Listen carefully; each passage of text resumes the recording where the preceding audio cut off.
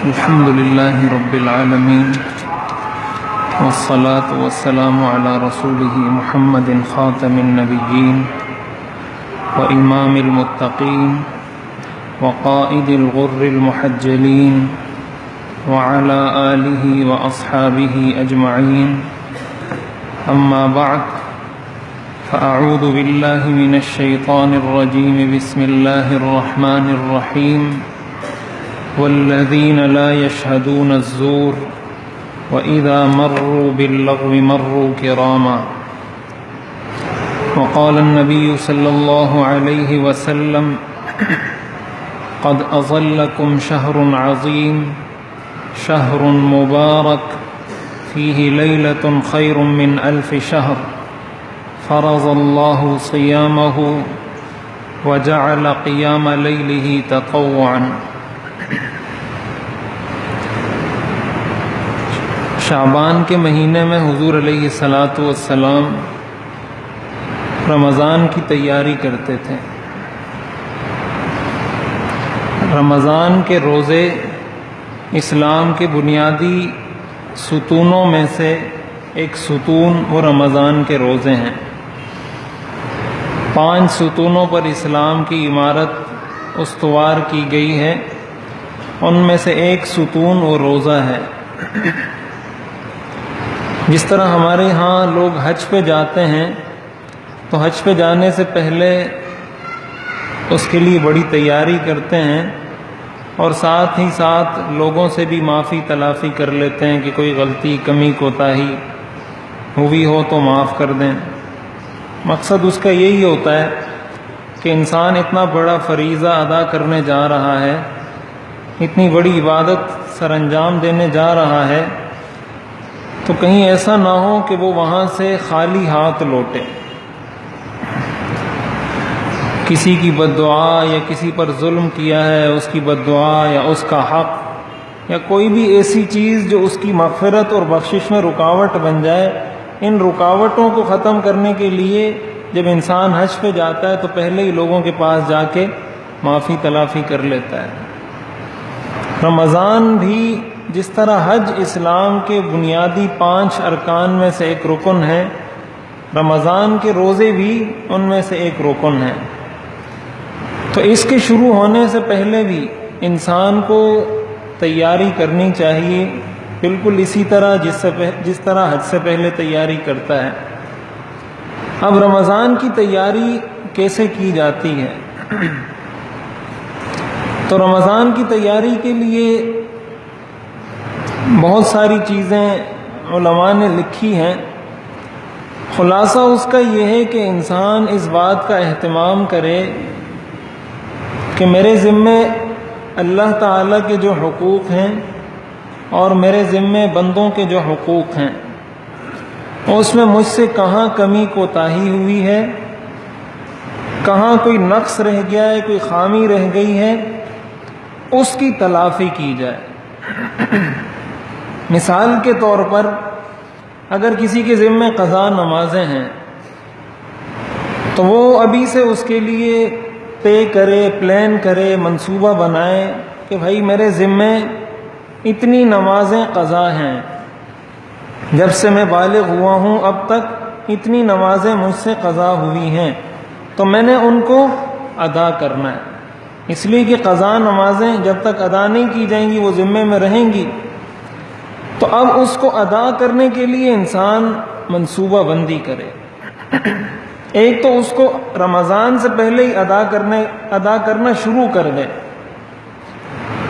اس کے طریقے مختلف ہو سکتے ہیں، ہر نماز کے ساتھ انسان اسی نماز کی ایک قضا نماز بھی پڑھ لے، یا 2 پڑھ لے یا 3 پڑھ لے، وہ ہر آدمی اپنے وقت کے حساب سے، اپنی مصروفیات کے حساب سے طے کر سکتا ہے۔ اور قضا نمازوں کے بارے میں کہ بنیادی مسئلہ یاد رکھنا چاہیے کہ بسا اوقات لوگ سمجھتے ہیں کہ جس وقت کی قضا نماز ہے وہ اسی وقت میں پڑھی جا سکتی ہے، تو ایسا نہیں ہے۔ قضا نماز جس وقت کی بھی ہے وہ کسی بھی وقت میں پڑھی جا سکتی ہے، مکروہ اوقات کے علاوہ۔ یعنی اگر کسی کی ظہر کی نماز قضا ہوئی ہے تو ایسا نہیں ہے کہ اب کل وہ ظہر کے وقت میں اس کو قضا کرے گا، بلکہ اگر وہ مغرب کے بعد کرنا چاہے، وہ عشاء کے بعد کرنا چاہے، وہ کسی اور وقت میں کرنا چاہے جو مکروہ اوقات نہیں ہے، تو کسی بھی وقت کسی بھی نماز کی قضا کی جا سکتی ہے۔ تو ایک تو یہ چیز ذہن میں رکھنی چاہیے۔ تو اس کے لیے انسان طے کرے۔ جب انسان ایک دفعہ آغاز کر دیتا ہے، اس کے لیے بنا لیتا ہے کہ بھائی میں نے یہ کام کرنا ہے، تو دیکھیں ایک ایک کر کے قطرہ قطرہ مل کے دریا بنتا ہے۔ تو ایک نماز کی قضا ہو جائے گی، پھر 2 کی ہو جائے گی، پھر 3 کی ہو جائے گی، پھر 4 کی ہو جائے گی، کرتے کراتے آہستہ آہستہ ساری نمازیں پوری ہو جائیں گی۔ تو ایک تو اس چیز کا اہتمام کیا جائے، اور اس کے لیے انسان یہ کر سکتا ہے کہ اس کو اپنے پاس لکھ لے۔ پہلے اپنے پاس تھوڑا سوچے کہ میرے ذمے میں کتنی نمازیں ہیں، اس کو اپنے پاس لکھے۔ پھر اس کے بعد یہ سوچے کہ میں نے اس کو کس طرح قضا کرنا ہے، کون سی نماز کے بعد کتنی قضا نمازیں پڑھنی ہیں، وہ اپنے پاس لکھے۔ پھر اس کا ایک چارٹ بنائے، اور اس چارٹ بنانے کے بعد جو اس نے اپنے لیے ترتیب بنائی ہے، مثال کے طور پر اس نے ترتیب بنائی تھی کہ میں نے دن میں 5 نمازیں قضا کرنی ہیں، تو اب وہ 30 دنوں کا یا 40 دنوں کا یا 2 مہینے کا یا 1 مہینے کا یا ایک ہفتے کے حساب سے وہ چارٹ بنائے، اور اس پر پھر چیک لگاتا رہے کہ ہفتے کا دن میں نے یہ کام کرنے تھے، کیے یا نہیں کیے، اس پہ چیک لگا دے، نہیں کیے تو اس کو پورا کرے۔ رات کو سونے سے پہلے جب وہ اس پہ چیک لگانے بیٹھے گا، اس کو چیک کرنے بیٹھے گا، اس کو پتہ چل جائے گا کہ آج میں نے اتنی نمازیں قضا کی ہیں، اتنی نہیں کی۔ تو وہ جو چارٹ آپ نے بنایا ہوگا، جو نقشہ بنایا ہوگا، وہ آپ کو ایک طرح سے یاد دہانی کروا دے گا، ایک یاد دہانی کا ذریعہ بن جائے گا۔ اس طرح یہ تسبیح ہے نا، تسبیح جس سے ذکر کیا جاتا ہے، تو اب اس کا ایک بنیادی فائدہ یہ ہے کہ اس سے انسان کو یاد دہانی ہو جاتی ہے۔ یعنی ویسے ہی اگر یہ تسبیح آپ کے ہاتھ میں نہیں ہوگی تو انسان کو یاد نہیں رہتا، تسبیح ہاتھ میں ہوگی تو یاد آ جاتا ہے کہ اللہ کا ذکر کرنا ہے، تو اس کی برکت سے انسان ذکر کرنا شروع کر دیتا ہے۔ اس طرح کا چارٹ آپ نے بنا لیا تو یہ بھی آپ کے لیے یاد دہانی کا ایک ذریعہ بن جائے گا۔ تو یہ اس کا طریقہ ہے، اور اس طریقے پر عمل کرنا چاہیے۔ اسی کے ساتھ ساتھ اگر کسی کے ذمے میں روزے قضا ہیں، عورتوں کے ذمے میں روزے قضا ہوتے ہیں، کبھی انسان مردوں میں بھی ایسا ہوتا ہے کہ کوئی ایسا عذر تھا، ایسی بیماری تھی جس کی وجہ سے شرعی طور پر وہ معذور تھا، روزہ نہیں رکھ سکتا تھا، تو بعد میں اس کی قضا کرے۔ اگر ان کی قضا نہیں کی گئی، جتنے روزے ذمے میں ہیں ان کی قضا کرنے کا اس کے لیے کوئی ترتیب بنائی جائے۔ حقوق اللہ جتنے بھی ہیں، کسی کے ذمے زکوٰۃ فرض ہے تو وہ یہ دیکھے کہ میرے ذمے زکوٰۃ فرض ہے، میں نے کتنے سالوں کی زکوٰۃ نہیں دی، تو جتنے سالوں کی زکوٰۃ نہیں دی اتنے سالوں کی زکوٰۃ ادا کرے۔ اگر اس سال فرض ہوئی ہے تو اس سال کی زکوٰۃ ادا کرے۔ اسی کے ساتھ ساتھ جو بھی فرائض ہیں حقوق اللہ کے اندر، حج کسی پر فرض ہے، وہ کسی نے نہیں کیا، اس کے لیے ابھی سے وہ تیاری کرے۔ اگر ابھی جا سکتا ہے تو ابھی اپلائی کرے، ابھی نہیں جا سکتا تو اگلے سال کے لیے کوشش کرے۔ خلاصہ یہ ہے کہ جتنے بھی فرائض ہیں اس کے لیے ترتیب بنائیں۔ دوسرے نمبر پر بات آتی ہے حقوق العباد کی، جو بندوں کے حقوق ہیں۔ بندوں کے حقوق کا مطلب یہ ہے کہ ہر انسان کے ذمے میں بہت سارے دوسرے انسانوں کے حقوق ہوتے ہیں۔ مثال کے طور پر والدین کے حقوق ہیں۔ ہم والدین کے حقوق کی شریعت میں بہت زیادہ اہمیت ہے۔ حدیث شریف کے اندر آتا ہے 4 لوگ ایسے ہیں جن کی اللہ تعالیٰ لیلۃ القدر میں بھی مغفرت نہیں کرتے، شب قدر میں بھی 4 لوگوں کی بخشش نہیں ہوتی۔ ان میں سے پہلا شخص شراب کا عادی۔ جو شخص شراب کا عادی ہوتا ہے، ایسے شخص کی اللہ تعالی شب قدر میں، لیلۃ القدر میں بھی مغفرت نہیں فرماتے۔ دوسرے نمبر پر آپ نے فرمایا ماں باپ کا نافرمان۔ ماں باپ کی نافرمانی، ان کی بے ادبی، ان کی بے احترامی، ان کی بے توقیری، یہ اتنا بڑا کبیرہ گناہ ہے، اتنا خطرناک گناہ ہے کہ اس گناہ میں مبتلا شخص کی لیلۃ القدر میں بھی، جس میں اللہ تعالیٰ بے حساب بے شمار لوگوں کو بخشتے ہیں، رمضان کے مہینے میں تو کیا، رمضان کی اس خاص رات میں بھی اس شخص کی مغفرت نہیں ہوتی۔ تو والدین کے حقوق کو دیکھا جائے کہ میرے سے والدین کے حقوق میں کوتاہی تو نہیں ہو رہی، کہیں میرے والدین مجھ سے ناراض تو نہیں ہیں، کہیں میں نے ان کو ستایا تو نہیں ہے، میں نے ان کو پریشان تو نہیں کیا۔ اگر کیا ہے تو ان کو راضی کیا جائے، ان کو خوش کیا جائے۔ رضا الرب فی رضا الوالد وسخط الرب فی سخط الوالد، اللہ کی رضا والد کی رضا میں ہے، اللہ کی ناراضگی والد کی ناراضگی میں ہے۔ اللہ اس وقت تک راضی نہیں ہوں گے جب تک آپ کے والدین آپ سے راضی نہیں ہوں گے۔ تو والدین کے حقوق کو دیکھا جائے، کہاں کوتاہی ہوئی ہے، جو کوتاہی ہو چکی ہے اس پر اللہ سے بھی معافی مانگی جائے، والدین سے بھی معافی مانگی جائے، اور آئندہ کے لیے یہ عزم کیا جائے کہ میں نے والدین کی نافرمانی نہیں کرنی۔ تیسرے نمبر پر حضور علیہ الصلاۃ والسلام نے فرمایا، تیسرا وہ شخص جس کی مغفرت لیلۃ القدر میں بھی نہیں ہوتی، وہ ہے قاطع الرحم، قطع رحمی کرنے والا، رشتہ ناتا توڑنے والا۔ یہ جو رشتے ہیں یہ اللہ تعالیٰ نے بنائے ہیں، یہ رشتہ ختم نہیں ہو سکتا، کسی بھی وجہ سے ختم نہیں ہو سکتا۔ یعنی اگر کسی کے والدین مثلا کافر ہیں تو کافر ہونے کے باوجود بھی وہ اس کا والد رہے گا۔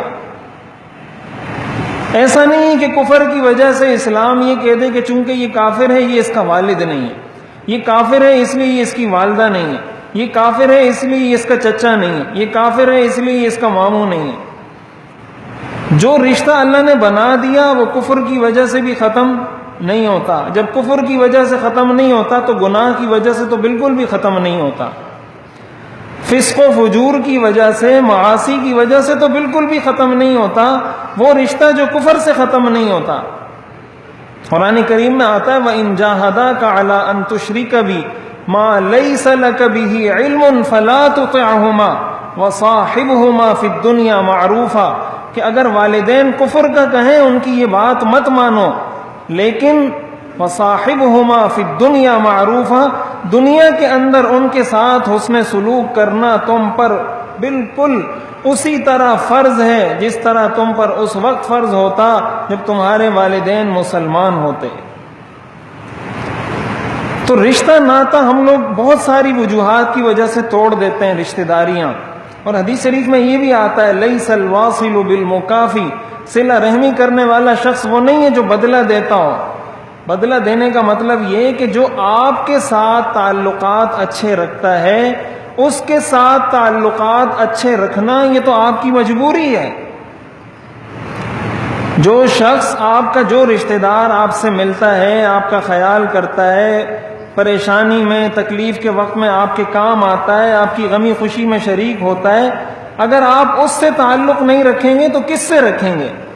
اس سے تو رکھنا یہ اخلاقاً، شرعاً، قانوناً ہر لحاظ سے انسان مجبور ہوتا ہے کہ اس کے ساتھ اچھا تعلق رکھے، لیکن یہ تو بدلہ ہے، یہ بدلہ ہے کہ اس نے آپ کے ساتھ اچھا کیا، آپ بھی اس کے ساتھ اچھا کر رہے ہیں، یہ بھی اچھی بات ہے، یہ بھی بہت بڑی نیکی کا کام ہے، لیکن اصل کمال حدیث شریف میں آتا ہے انما الواصل الذي اذا قطعت رحمه وصل، اصل صلہ رحمی کرنے والا وہ ہے کہ جب اس سے اس کا دوسرا رشتہ دار قطع تعلقی کرے، یہ جا کر اس کے ساتھ صلہ رحمی کرے، یہ اس کے ساتھ ملے، یہ اس کی غمی خوشی میں شریک ہو، یہ اس کے برے وقت میں، تکلیف میں، پریشانی میں اس کے کام آئے، یہ اصل صلہ رحمی ہے۔ اس چیز کو ہم دیکھیں رمضان سے پہلے کہ ہماری رشتہ داریاں کیسی ہیں، رشتہ داروں کے ساتھ ہمارے تعلقات کیسے ہیں۔ اگر کہیں کوئی خلش ہے، کوئی رنجش ہے، کوئی چپکلش ہے، کوئی لڑائی ہے، کوئی تنازع ہے، کوئی جھگڑا ہے، تو رمضان سے پہلے پہلے ایک دوسرے کو معاف کر کے اپنے دلوں کو صاف کر لیں۔ کیوں؟ اس لیے کہ چوتھے نمبر پر حضور علیہ الصلاۃ والسلام نے فرمایا جس شخص کی مغفرت لیلۃ القدر میں بھی نہیں ہوتی وہ شخص ہے جس کے دل میں کسی مسلمان کے لیے کینہ ہو۔ اگر کسی کے لیے دل میں کینہ رکھا ہے، چاہے وہ مسلمان آپ کا رشتہ دار ہے یا رشتہ دار نہیں ہے، اگر کسی کے دل میں کینہ ہے مسلمان کے لیے، اللہ تعالیٰ ایسے شخص کی لیلۃ القدر میں بھی مغفرت نہیں فرماتے۔ اسی لیے کہا جاتا ہے کہ انسان رات کو سوئے تو سب کو معاف کر کے سو جائے کہ بھائی مجھ پر جس نے زیادتی کی، جس نے ظلم کیا، جس نے برا کہا، میری طرف سے سب اللہ کی رضا کے لیے معاف ہیں۔ تو دیکھیں انسان بہت ایک چھوٹی سی مخلوق ہے۔ اللہ تعالیٰ انسان کو دیکھتے ہیں کہ یہ اتنا چھوٹا سا ہے، اس کے احساسات ہیں، اس کے جذبات ہیں، یہ چاہتا ہے کہ میں بدلہ لوں، یہ چاہتا ہے کہ میں انتقام لوں، یہ چاہتا ہے کہ میں اپنا غصہ کسی پہ نکالوں، لیکن یہ اتنے بڑے پن کا مظاہرہ کر رہا ہے، یہ اتنا بڑا بن رہا ہے میرے بندوں پر احسان کرنے کے لیے کہ رات کو سوتا ہے تو کہتا ہے میں نے اللہ کے سب بندوں کو معاف کیا۔ تو کیا اللہ کا جو بندہ اللہ کے بندوں پر اتنا احسان کرتا ہوگا، کیا اللہ ایسے بندے پر رحم نہیں فرمائیں گے؟ حدیث شریف کے اندر آتا ہے الراحمون یرحمہم الرحمن تبارک و تعالی، کہ رحم کرنے والوں پر رحمان رحم کرتا ہے۔ ارحموا من فی الارض، زمین والوں پر رحم کرو، یرحمکم من فی السماء، آسمان والا تم پر رحم کرے گا۔ تو انسان جب رات کو رحم کر کے سب کو معاف کرتا ہے تو اللہ بھی اس کو معاف کر دیتے ہیں۔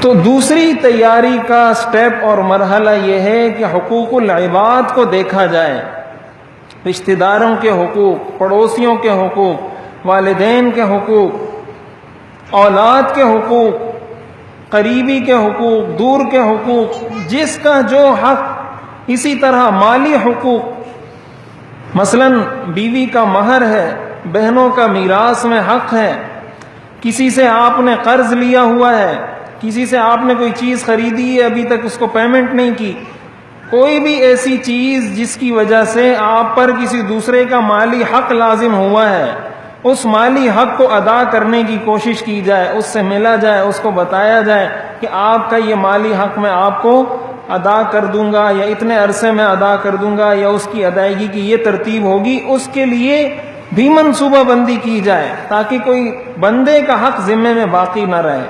اس لیے کہ حقوق العباد معاف نہیں ہوتے، دو ہی صورتیں معاف ہونے کی، یا تو ادا کیے جائیں یا وہ صاحب حق اپنا حق معاف کر دے، ان دو کے علاوہ اس کی معافی کی کوئی صورت نہیں۔ حدیث شریف میں آتا ہے یغفر للشہید کل ذنب الا الدین، شہید کے سارے گناہ معاف کر دیے جاتے ہیں، قرض معاف نہیں کیا جاتا۔ تو جب شہید کے لیے معاف نہیں کیا جاتا اس کا مطلب کسی کے لیے بھی نہیں کیا جاتا۔ تو یہ تو رمضان کی تیاری، ان دو چیزوں کو سامنے رکھا جائے، حقوق اللہ اور حقوق العباد۔ اللہ کے حقوق میں جو کوتاہی ہوئی ہے اس کو پورا کرنے کی کوشش کی جائے، بندوں کے حقوق میں جو کوتاہی ہوئی ہے اس کوتاہی کو ختم کر کے، اس پہ توبہ کر کے، اس پہ اللہ سے معافی مانگ کے، بندوں سے معافی مانگ کے، اس کو رفع دفع کر کے اپنے رمضان کا آغاز کیا جائے۔ اس لیے کہ اگر کسی شخص کی مغفرت نہیں ہوتی رمضان میں، ایسے شخص کو حضور علیہ الصلاۃ والسلام نے بد دعا دی ہے۔ حضرت جبریل علیہ السلام نے ایسے شخص کو بد دعا دی ہے کہ ایسا شخص تباہ و برباد ہو جائے جس پر رمضان کا مہینہ آئے اور وہ مغفرت نہ کروا سکے۔ حضور علیہ الصلاۃ والسلام نے فرمایا آمین۔ وہ رحمت للعالمین جنہوں نے کبھی اپنے دشمنوں کو بد دعا نہیں دی، اس شخصیت نے ایسے آدمی کے لیے بد دعا کی ہے اور اس بد دعا پر آمین کہی ہے جو شخص رمضان میں اپنی مغفرت نہ کروا سکے۔ اس سے اندازہ لگایا جا سکتا ہے کہ یہ کتنا خطرناک عمل ہے کہ رمضان انسان پر گزرے اور وہ اپنی مغفرت اللہ سے نہ کروا سکے۔ اور آخر کے اندر ایک بات رمضان کی تیاری کے حوالے سے یہ عرض کر دوں کہ ہمارے ہاں نیوز چینلز نے رمضان نشریات کے نام پر، رمضان ٹرانسمیشن کے نام پر جس طریقے سے رمضان کے تقدس کو پامال کیا ہے، جس طریقے سے رمضان کے تقدس کی، اس کے احترام کی انہوں نے بے حرمتی کی ہے، جس طریقے سے رمضان کے تقدس پر رمضان کے نام سے ڈاکہ ڈالا ہے، مسلمانوں کے ایمان پر رمضان کے نام سے ڈاکہ ڈالا ہے، یہ انتہائی خطرناک ہے۔ رمضان کا مہینہ اس لیے ہے کہ انسان نے پہلے جو گناہ کیے ہیں اس پر بھی توبہ کرے، اور یہ رمضان ٹرانسمیشن، رمضان نشریات، یہ نیلام گھر، یہ سرکس ہمیں خصوصی طور پر رمضان میں گناہ کرنے کی دعوت دینے کے لیے ترتیب دیے گئے ہیں کہ اس میں آپ نے مخلوط محفلوں میں بھی شریک ہونا ہے، اس میں آپ نے میوزک بھی سننا ہے، اس میں آپ نے نمازیں بھی چھوڑنی ہیں، اس میں آپ نے ناچ گانا بھی کرنا ہے، اس میں آپ نے ڈانس بھی کرنا ہے، اس میں اللہ سے تعلق کو ختم بھی کرنا ہے، اس میں اپنے روزے کو برباد بھی کرنا ہے۔ اتنے سارے گناہوں کا مجموعہ بنا دیا گیا ہے اور نام اس کا رکھا گیا ہے رمضان ٹرانسمیشن۔